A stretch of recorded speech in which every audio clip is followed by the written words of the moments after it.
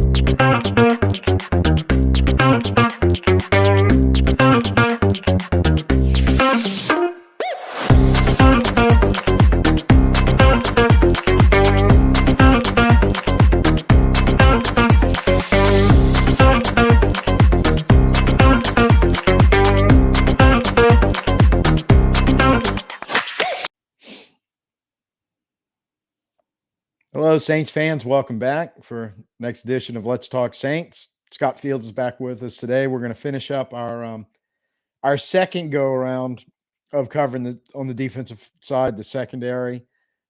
We had held it was recorded and we held it for this, and then we've had some stuff changed, so we said we'll just re-record it because it's not totally inaccurate, but there was some things that changed kind of or solidified, I guess, because we're going to start out with the big one, which was Mr. Lattimore showing up and apparently being happy.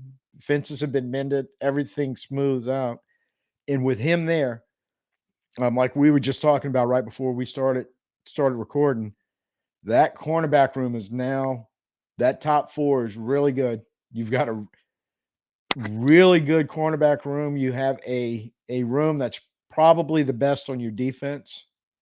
Talking about individual rooms. And there's probably a lot of teams in the NFL who are very envious when you're looking at Lattimore, Debo, Alontae Taylor, and Kool-Aid McKinstry. There's a reason a lot of teams in the NFL probably called when all that was going on about Marshon Lattimore, because they said the second he got to practice, it was like one or two picks, a lot of pass breakups, and just his presence out there was just like overwhelming to certain people. Like, this is the guy that we've had now for years and years and years. I'm just glad he's back. I'm glad, like, you can't just go pick these guys off of trees. No. And you bring up a good point. He showed up and did everything. Like, he was running with the ones. He wasn't, which it's always a concern when you get these.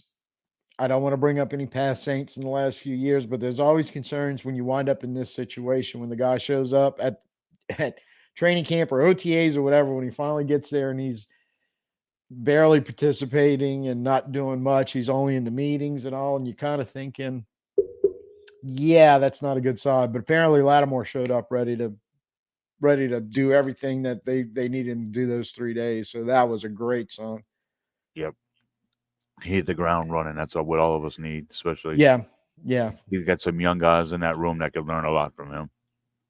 Oh, absolutely. And the thing is with him being 29, and we have to mention there may have been, it's alluded to, a personal thing with him or DA or him or somebody or the organization or whatever, but whatever it was that nobody really said, and I don't think anybody really, well, I think they wanted to ask, but nobody really wanted to talk about it because I think it was between the parties involved, but whatever it was seemed to have gotten smoothed out. No big deal. I think even DA mentioned it a little bit. It's like, and that could be any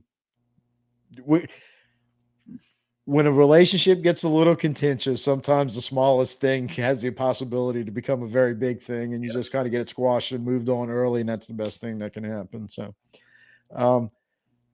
one of the things we just literally talked about this, with your top four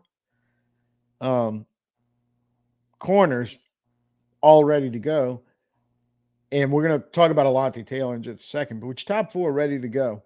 When you look at that name down, we have him listed with the safeties in green, Will Harris. But Will Harris has one full season in his four with Detroit, but one full Mm. season as a starting corner for them.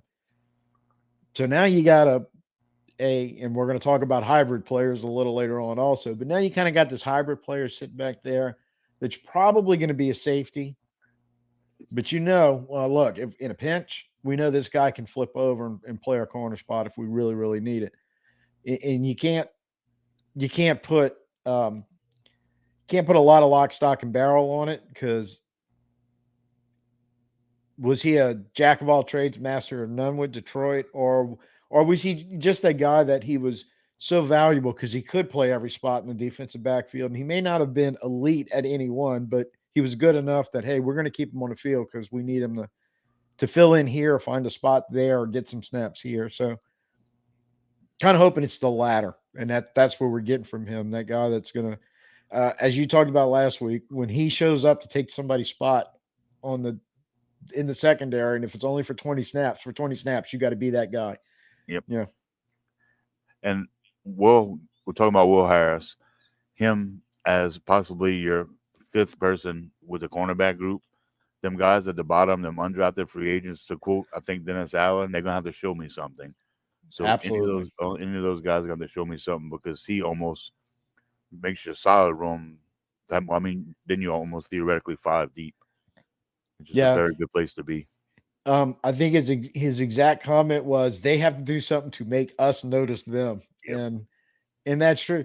And we're gonna get to one guy on that list that's definitely making them notice him, and it's putting probably some of those other guys in jeopardy of not making the 53, because we'll get to him in a second because we are moving on to safeties. Yeah. And the thing about Honey Badger, he's what was your phrase? Long in the tooth. Oh no, not that one. Father Oh, Time is undefeated. yeah. For the Yeah, time is undefeated. sooner or later he's going to get the best of you. And I've said this before because I'm very guilty of this. Is a lot of times I'm really hard on Honey Badger because in my mind I'm still thinking of Honey Badger 5, 6, 7, 8 years ago when he was, man, the dude, and he's Hmm. still pretty damn good now. I just need to quit comparing him to that because that was in his mid 20s. Now he's 32. So, might be a half a step slow, might this, but he brings a lot of experience and he can still make plays on the field. And ro- locker room leader. God knows we need to keep that locker room tight and wire tight and together. And there's no doubt he's one of those. So he still he may not be able to get 6 picks and 5 sacks and force fumbles and all like he used to do on a regular basis, but he's still extremely valuable to this team. And it just means that some of these other guys that we're planning on using and needing to lean on, they just got to bring a little more of the playmaking ability to cover for him, because for years he was the guy when somebody in the backfield couldn't make a play, he was covering from them. So I'm like, hey, help him out a little bit, so he doesn't have to try to do everything back there. Yeah. Tyran, since his days in college up until now, you can still see the greatness now. Like when the pick and the moves, it's just he's like I said, Father Time's undefeated. He like you said, he's more of a presence, more of a locker room guy. I've seen videos of him where he went talk at colleges and stuff where he says things that you just don't normally hear, and it's very good for him to be feeling those young kids plus those young guys on his team. You need people like him on the team. That's kind of like the glue or the mortar for Yeah, a football team. yeah, he seems to have kind of, because we can have plenty of conversations about guys who should be leaders, and not Yep. necessarily in the Saints. This is any sport, veteran guys who just don't kind of step into the role for whatever reason. He's one that, with the younger players and all, he's kind of stepping in. And Dave talked about it. Some of those younger DBs have talked about it, going, "Yeah, Honey Badger's really taking me under his wing," and you need that. You have to have that. And like I said, He can still make some plays. It just won't be as many as he used to, but Father Time, nobody's beaten him yet. So Yeah. hey, Honey Badger's one of the biggest underdogs ever and a success story, but I still would have to go with Father Time on that. So, that's just the way it is. So, um, and I do like the fact that it looks like he will finish out his career in New Orleans, Yeah. And his hometown city. guy and all. And there's a lot to say for that for the fan base who been contentious. We've especially at the end of last year. But when you got a guy, hometown guy like that, that's rallying the flag and going, no, no, Mhm. no, we're turning this around. We're going to do it. It's a good guy to have. Oh yeah. That's a guy from your own backyard who's coming home and I want to finish with this team and I want to win. I'm not just here to collect a paycheck. I want to win. I want to bring championship back to New Orleans. He So, does. You could tell in his attitude. which that brings us to the young guys. Howden, I know the Saints like him a lot, and we were just having the conversation again right before this. How much do they trust him? How much can you trust him? A second year guy who, for the most part, when he had his chances last year, he played fairly well. Hmm. He wasn't terrible at all, and he was a fifth round pick. So I mean, it's like I don't think you were expecting it for him to start sneaking in a lot of snaps in the secondary like he did last year later on in the year because that's when he started accumulating. One of the games that I know he made a couple nice plays on defense was the Rams debacle. Like I know he broke up a pass in one of those on one play, and I not that he wasn't victimized in that game along with all the other guys on defense, what the Rams were doing to us, but he at least I'm watching the game and there was a couple times that's why I remember where it was like, oh crap, that was Howden. We knocked a pass down. They didn't catch it and run it for, you know, 30 yards. Um, so he went through some growing pains, but I think it's a trust factor right now with him is do we want to put the free safety position in his hands? Or do Yeah. we want to take Honey Badger out the box, and which I think would be a bad move, and stick him on the back end to try to handle free safety? Because I think those days are kind of over for Honey Badger. I think he needs to stay in the front and on the box. When And you, I'm sorry. oh, go ahead, go ahead. When your name is actually in the coach's mouth, like I heard several DA interviews this week before this video, and he mentioned Jonathan Abraham. I mean Abram, the kid from Mississippi State, and first round pick. He was just and he just either talked about because like really really bad or really really good or just noticing whatever, and it wasn't anything bad. It just he talked about him and like looking at this list of guys, there's great names on here, but having the coach talk about him like opened your eyes to that person. So Yeah, I've heard him specifically talk about Jonathan Abram. I mean, so heard him specifically Marshon Lattimore and everybody else. I just like hearing people's names from and the coach in not negative way. and the thing about Abram is he's just one of those. And we were looking at the free agent list earlier, and there's a couple of guys sitting in there about his age that are going to fall into this category. High draft picks that just never reached their expectations for whatever reason, just didn't Whole lot work of smoke, out. no And fire. yeah, and they were looking for a new team, and he hit last year, and we grabbed him up real quick. Um, I think he came from I think the Raiders drafted him. I Raiders. think that's Yes. okay. That's where I wanted to say that's where he came from. So we've got a couple of ex Raiders on our team already. Carr, Moreau.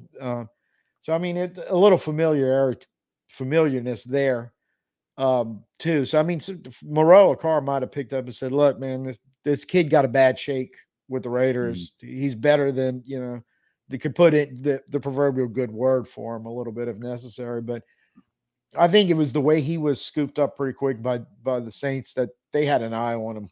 Uh, And they re-signed him this year because it was only a 1 year deal and they brought him right back. So his floor maybe a tad bit higher than some guys, but his ceiling I think is not quite as high as some guys. So I guess he's more of a constant, more of a you know what you're getting. And some coaches like that. Some people like swinging for the fence, but some people just like getting a yeah, base hit. well, and it's you can only swing for the fence so many times. So Yeah. Howden might be their big swing guy, and Abrams the Hmm. right now the fallback plan. But when we talk a little bit in a little bit about free agency, I know there's one name we're both kind of going, yeah, Yeah. could be something. Um, said Will Harris should be able to fill in both of them. So I'm feeling pretty confident when you're looking at the top four corners. He comes in as the fifth. Matthew, Howden, and Abram are all going to make it. So Yeah, you're looking Harris is almost your fourth safety and your fifth corner. So all of a sudden, a lot of spots are filled up, and I know they like hmm Ugo Amadi for the same reason. Although he's more safety than cornerback, he can do both, and he may be a guy that sneaks in and pushes for. Hadn't really heard his name much in OTAs or minicamp, but he's a veteran. He's been around, and he's another one that was on a 1 year deal last year that we brought back for some depth. So there's something there that they kind of like, and they want to keep rolling with. they like that hybrids because if you look at the list you have right here, you have five names in green. But you take the two cornerbacks slash safety names and you move them up to the top, you'd have six cornerbacks, and then theoretically you'd have five safeties. Four of them would be taken up by two guys on each side of the thing, but it just makes it diverse. And I know they love those guys that can do multiple things. It makes that 53-man roster so much easier to deal with. Yeah, and that's something we're going to talk about in a second from one of DA's interviews where he he was quite explicit of what he's expecting to happen back there. Yes. And of the undrafted free agent guys like Bradford and Johnson were the two UFAs that we signed at safety, and the rest of these guys have kind of Camp um, bodies. yeah, well they've been some of them are free agents brought in, some of them been in the league a little bit. I think one of them is the guy we signed on the futures contract. Um, Two guys that for some reason I thought were on the list, but let me check. I might be. Ah, There's there they JT are. Gray. Yep. Okay, I had it covered up. Sorry, with a graphic. Um, the two guys at the bottom, in JT Gray, Darren Rizzi's interview, the special teams coach. I think you could put Gray all the way at the top of this because it sounds like Rizzi. Yep. If they try to cut JT Gray as being just a special teamer, Rizzi may start a fist fight in the room while they're trying to figure out cuts because he was asked about JT Gray and it, like if you go watch it, you're going to be like, no, as long as Darren Rizzi draws breath, He's going to be on the team. JT Gray's playing is going to make the roster. That's the But thing. I do know he was getting some snaps again. He did last year for a little bit for us. He was getting some snaps at safety for good or bad or indifferent, because I think it was one of the Holker catches from yesterday's practice. They said he made it over. Somebody caught a pass over JT Gray, basically, and I think it was Holker. But I mean, I was like, well, at least he was out there getting some work, and maybe it was just a great catch, So, but it is what it is. He was getting some work back there. And Isaiah Stalbert, who we talked about last week, is a linebacker hybrid safety that they kind of seem to be using him in the box as Yep. both. And so as a special teamer, he's could have an inside track on when you start getting into that 50 to 53 spot again. That would be somewhere where when the Harsh trade goes on, we're keeping an extra guy at this spot, but we've got to lose one here. He might be able to sneak in there as going, well, he can play too. But the one we really need to talk about is Bradford. Bradford. He had another pick again. That the guy is fast and explosive playmaker. Always had that from on TCU. his resume coming out in the draft process, and I think he's 5'9" or 5'10". It was the height He's smallness issue I that think he's kind of 5'10" and 180. So I think yeah. he's slender, but he ran a 4.4. I mean, just played TCU. I mean, Power Five. That's the guy I'm rooting for. I mean, I know we talk about how hard it's going to be, but I see the talent and the things he does. You hear his name, and like you said, what DA said about having to see or show you something, whatever. He's theoretically showing you something because you hear his name, and it's not in a bad light; it's a good light. So No, I'm not that I can remember when they were talking about practices, hearing him getting horribly burned or have struggling in coverage or anything. Thing they keep talking about, it seems like he's all over the field and he keeps intercepting passes. So I'm like, sounds like a safety to me. That's kind of how I want my safeties to be. Number 32, he sounds like. Yeah, yeah. Oh, that would be. Look, it'd be lovely if he was a honey badger in training for us Hmm. right now. Over the next couple of years. So I don't know if he could stick to 53. But with all the noise he's making, if you try to pass him through waivers to get him on the practice squad, he may not 31 make other it. teams. Yeah, so he's a guy with his if he's generating this much buzz and especially look, we spent a lot of time on the offense because that was a struggle point of the Saints the last couple of years, and it needed to be fixed. The defense doesn't need to be fixed. Now it needs to get healthy, and there's a couple spots where we've got to add some quality depth and players, and hopefully we have. But it wasn't broken like the offense was. It just need to be So restocked and reloaded. and retooled a little bit. I'm sure we're going to see some scheme changes. It kind of sounds like that's been hinted at times that you which is you need to do that. You need to update your defense every now and then because you got 32 offensive coordinators out there who have paid a lot of money, or 31 offensive coordinators out there paid a lot of money to beat your defense. So sooner or later They they're do. going to start figuring stuff out. But I I like the fact that we're on solid footing here. We're maybe one player away from totally locking back down our secondary, which has always been good the last few years, but making it that last solid piece. So these guys on the back end who may not make the roster that you're trying to get um, onto your practice squad, it's tough because the rest of the league notices stuff like this, and they are going to be looking for just the way we stole Taysom Hill from Green Bay in a very similar situation. Some of these guys who are making a little noise, that's where you go, well, do we want to try to shove him at as the 53rd guy so we don't expose him to getting scooped up on waivers, trying to get running through the practice squad. Bradford may fall in that category. Yeah. So um, but for the most part, yeah, I think who the top 8 or 9 is, and it comes down to how many they're going to keep. Yeah, what Yep. the number is, and then everybody's fighting for, if it's 11 for some reason, you have 2 or 3 spots with all the rest of those guys fighting for it. And everything we talked about on this defense from the line all the way now back to the secondary. I know you just said the theoretical. You mean you said the word free agent, and we talked about this list with Justin Simmons, maybe the one piece because of financial decisions they made recently. I mean, it's obvious that they either you don't pile up money unless you want to go give it to somebody. So I don't. We looked Yeah, at it. There's many names on that list. I mean, many names on that. There's a lot of safeties, but he seems to be the one that would just fit in there like a glove. yeah, he seems to make the most sense because I think you're looking on the back end now. He's older Yeah, too, but not quite you as old run as that Matthew, risk. but No, no, no, no.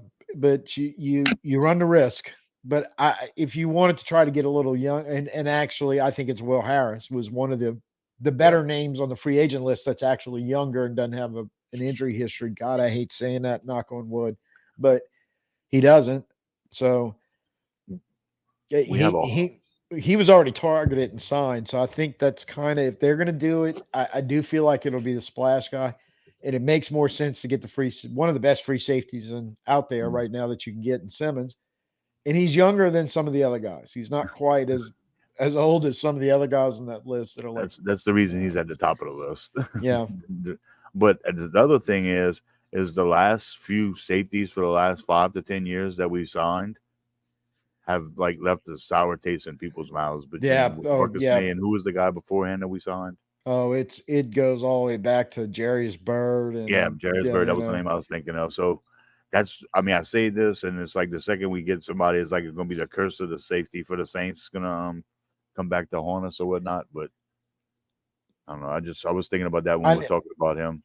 yeah, it's yeah, you get snake bit too many times and you just like, you just like, oh, we got to go there. But so I'm interested, but yeah, you were talking about they cleared up some money with Taysom Hill restructuring, some other stuff that they did go on. Could have been a preemptive in case we do have to trade Lattimore. And honestly, that the relationship seems to be getting better there and it's mending fences, but I'll feel a whole lot better once we get through training camp. He's there and he's Yeah. healthy and everything's work. I feel better just seeing him show up in minicamp and doing what he Mhm. did. And I'll breathe even easier. When it's I guess what I'm trying to say is training camp will be like the Saints and Lattimore's second honeymoon. That when they have their second honeymoon, I'm gonna be like, all right, we're good, everything's straight. So They renewed their vows. renewed their vows. Yeah, we're good. We're good for because Lattimore's another one. I'd like to see him retire as a Saint. Yeah. You know, Some of these guys, yeah, they need to fleur de lis on them whenever they decide to walk away. It'll just be like for us, be special. yep. One thing do want to we're gonna think that about handles it Yeah. for the DBs, and we're gonna move in and talk to about a couple of wrong one. I don't have the dual screen up, so we'll just have to lean the graphic up there. But the going into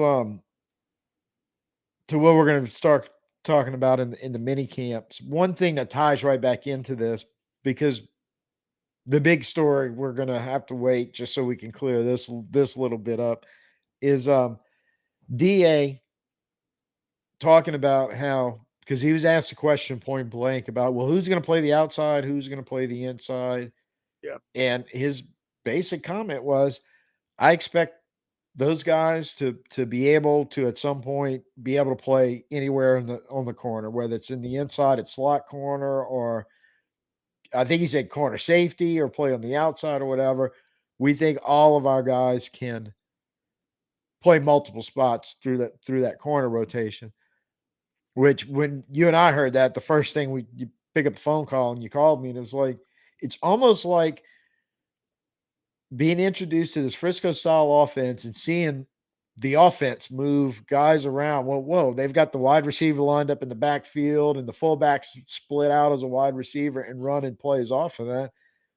Is a little bit like, hey, we've got the guys to be able to do that on defense. We can, that same kind of chaos of alignment and who's where and doing what, we can throw it right back at the offense by using, which goes into this linebacker safety hybrid that they're trying with Stalbert, and bringing in guys like Will Harris who can move around and play, different positions. So I'm very interested to see how that plays out, and why I mentioned earlier when we were talking about you have to tweak it and upgrade the defense a little bit. That may be part of it. Is like, we're gonna, now that we have athletic guys, more of them than we did last few years. Let's try some of that stuff and see if we can really, really get in the offense's head.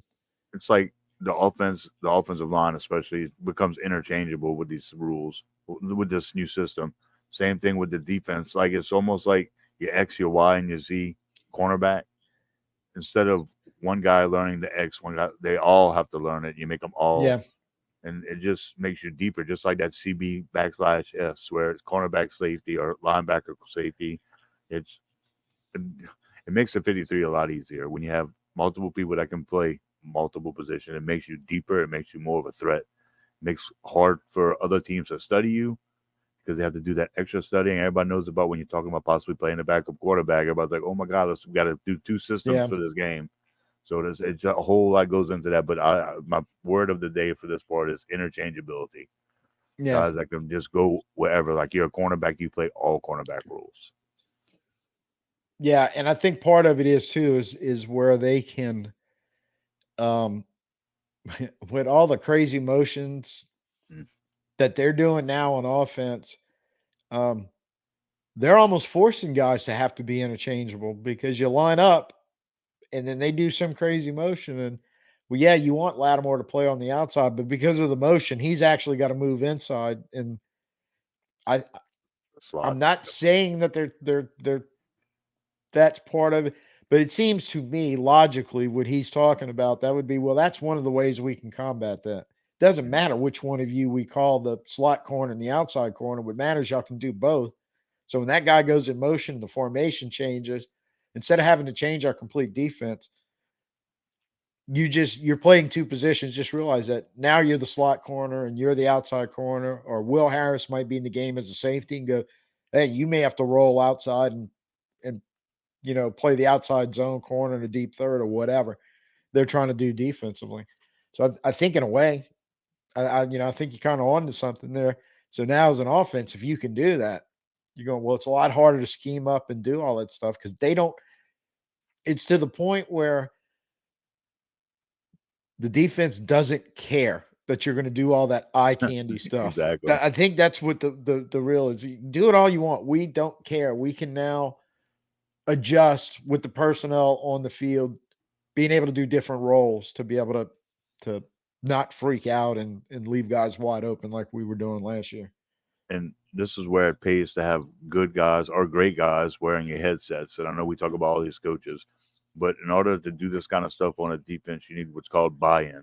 You need buy-in from the players, and it needs to be coached up because some of these guys, like number 23 right here, number 32, especially number 23, he's probably pretty much played your X wide receiver his whole life on the Yeah. outside. So, Yeah. like asking them to do these kind of things or whatever. I mean, it's asking a lot of your players, but that's when coaching comes in and buy in. And if that happens, I mean, your coaching's better. A nice segue into one or the other before we get to the big story. Joe Wood saw an interview with him, and he was asked about Alontae Taylor struggling moving from the outside to the slot corner, and it was a pretty good dive that he gave on that. But the main thing that stuck out with me is the adjustment that he was talking about is coming from the outside to that in slot corner, which is inside the defense, was you lose the 12th defender because outside corners have that sideline, that 12th defender, and he goes, suddenly you go from that to being in the middle of the field and all kind of stuff getting thrown at you. And it does change. So it changes the way you're going to play run defense. You're going to instead of being locked up like you're talking about mostly on wide receiver and outside wide receiver, now you're looking at running backs and slot receivers and tight ends and all kind of other stuff coming at you. And he goes, it's very different. And accountability has been a catchword that you and I have talked about, and they're talking about a lot. Joe Woods, who, by the way, I probably should mention, he is our defensive coordinator. I think a lot of people just forget because DA is an ex that we have a guy that's a defense coordinator.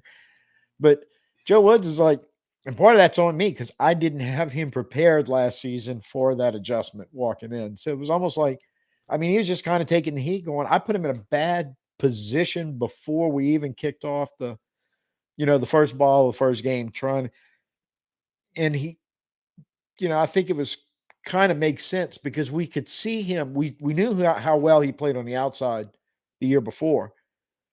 And last year at times, man, he looked really good in there, making some plays, and other times literally lost, and kind of explains how that happens. And hopefully they don't let it happen again, especially if they're talking about being able to take all their corners and move them around where they can do that. But off season, they spent a lot of time. He said, we have spent a lot of time with Alontae on giving him stuff to work on, like film and everything else to really get him ready. So once we got him in the OTAs, in the mini camp, in the training camp, now we can work him in there and he should be more comfortable. The coaching up of Alontae Taylor, making him a combo instead of just like he sticks to this one spot. Yeah. Because working with that 12th defender is a hell of a lot different than working in the slot. Yeah. Oh, yeah. Yeah. And I think the acknowledgement that it's going on in the shortcomings, I guess, of Joe Woods, Mm-hmm.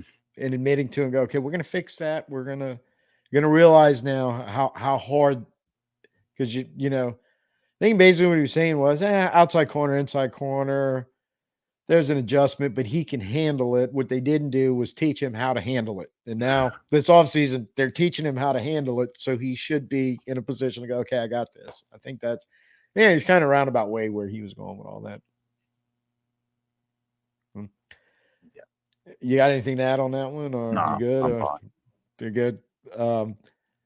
Because the biggest one, save it for last. We thought about leading off with it, but let's end with the big finish. Is the big minicamp thing is AK-41 walking out the door, and everybody's like, my initial reaction was, God, we just got Lattimore taken care Yeah. of, and now it's like, oh, come on, guys, just work with us a little bit. But you were telling me beforehand that you had some guys. Uh, you told me who it was on the radio you were listening to, but basically the explanation was no guaranteed money in 2025 for 25. Yeah. Kamara. It So I makes get a it. he has no guaranteed money in 2025. So going into the end of this year, like he needs to get released. And I mean, the Saints are looking for firm and structure and solid foundation, but these players are also. So they were vetting the possibly. First of all, they said when he left practice, and every person in the media knew it was contract related. So for it to be stated like the second he walks off that everybody knew that's what was going on, you know it's real. This isn't any kind of sham or fake. Like he walked off because he wants to, in some kind of way, be. They said trade at first, and then it's like, well, we don't know about that. Then they started talking about that contract money and that what's guaranteed for 25. I think that's all AK-41's looking for, some guarantee for next year. Because right now he has nothing for that year. Imagine having a job in 24 and in 25 it's like, oh, you have nothing. Yeah, Like yeah, the whole football layoff or whatnot. He's trying to like for all the people that have been laid off. He's trying to avoid being laid off. yeah, and it comes to mind the whole Michael Thomas situation again, which the reality of that was, and a lot of people in the media that covered the Saints knew from the second they reworked that deal and signed it that it was all intents and purposes a 1 year deal because when the new season opened 2024, Michael Thomas, 3 days in, was guaranteed 1.2 gazillion trillion dollars or whatever that bonus was on it. That was so unreasonable. Like it was never going to happen. And they made sure it was never going to happen because the second part of that contract said 1 minute after the league opened in 2024, Michael Thomas is officially cut from the Saints to make sure in no way, shape, or form he could have those 3 days. So, and the whole point of that bonus is um, or was if they decided to continue their relationship during the 2023 season, which obviously we all knew that wasn't going to happen. They No. could have converted a portion of that insane signing bonus into real money, moved more years on the contract, did their normal stuff, and the rest of the money just that They bonus, the other $1 trillion that was on there just goes away because it wasn't guaranteed. It was basically attached to a ghost year that they can do all kind of funky stuff with. I don't know the contracts stuff specifically with Alvin, but I'm going to sneaky suspicion it might be one of these similar type deals that he may have a bonus in there somewhere. And I'm sure somebody somewhere is going to scour the contract and kind of release the details. But he might have some funky bonus over there. And all he's trying to do is, hey, take some of that money, give me a guarantee, let's rework and give me a guarantee for like 25 and 26 or something. So I can kind of what they did with Honey Badger, more or less. And I know I've got 2 or 3 more years to finish here in New Orleans with. So the only problem with that is I know the Saints are trying to tighten up their whole salary cap future situation. So that might be a little bit of a bugaboo for him about doing that with almost a 30-year-old running back. Well, he has no like ground to stand on, or might the better word might be leverage. He has no Yeah. leverage, and I hate to use that kind of word, but it's the truth. I mean, right now he has nothing in 25. Without that leverage, I mean, it's hard. He just wants the leverage slash the comfortability Yeah. of knowing And that instead of be like, hey, I don't have no job in 25. well, and that's kind of, and I don't know how the contract is structured enough to know what the consequences are on a trade. What's in that whole thing? I, Ooh. I try to avoid that because it can give you a great big migraine when you start diving into Saints player contract. But this could be a little bit of he's pushing the trade thing because there's no guaranteed money. Yep. I can get traded and have a almost a sign and trade thing like the NBA and all does. But you basically get the point is because his agent's working on this. I saw his agent. I didn't forget the name, but kept seeing his agent's name pop up on some of this stuff when I was reading it yesterday.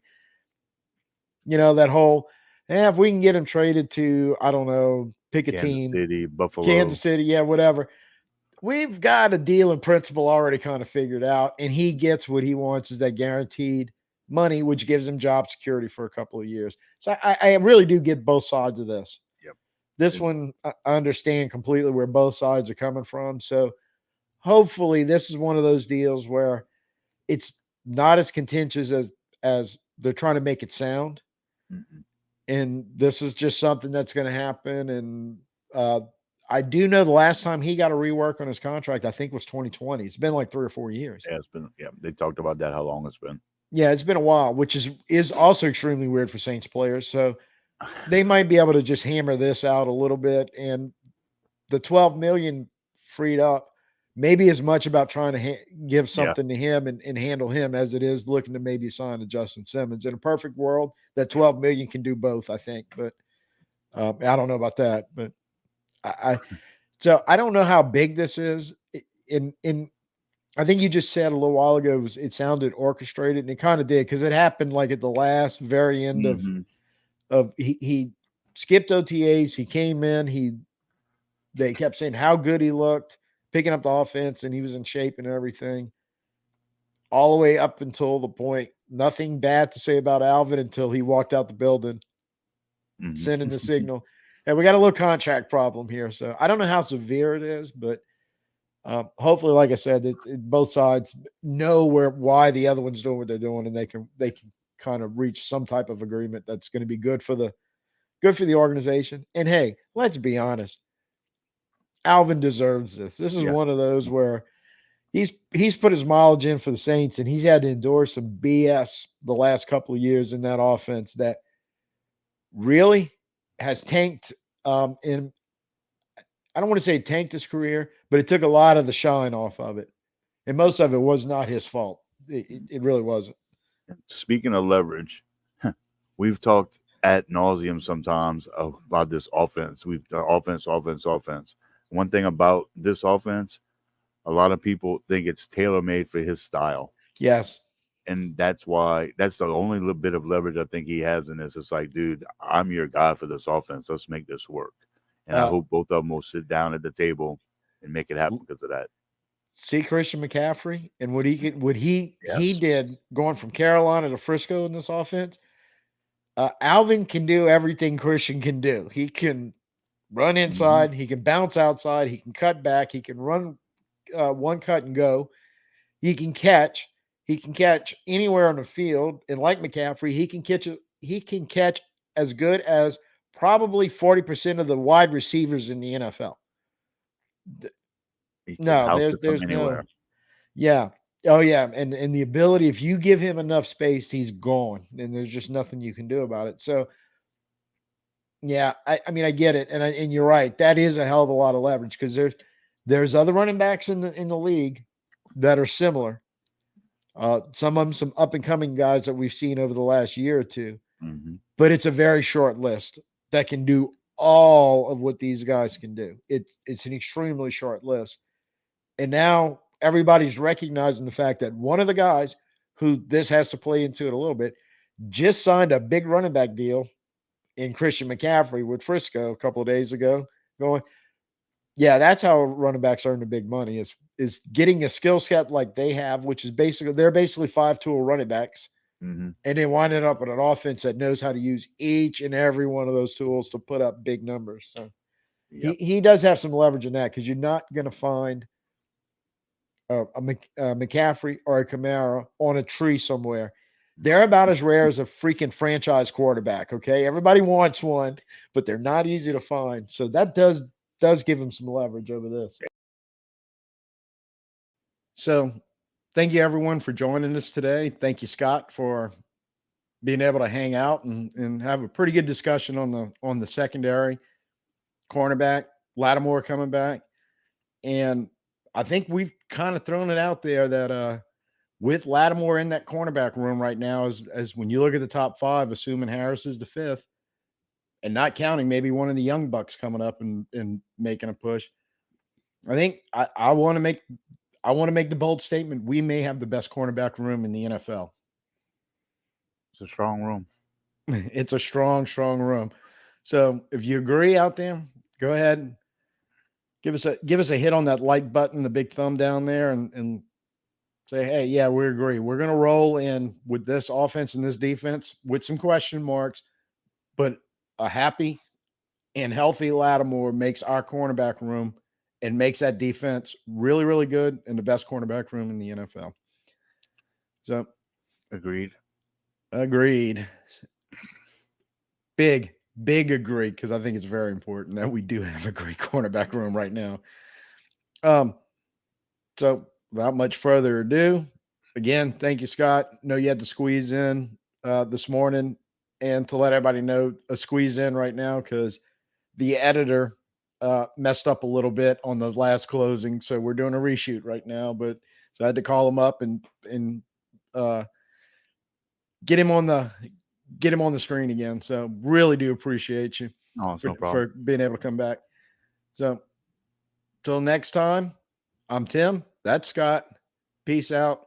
Who dat?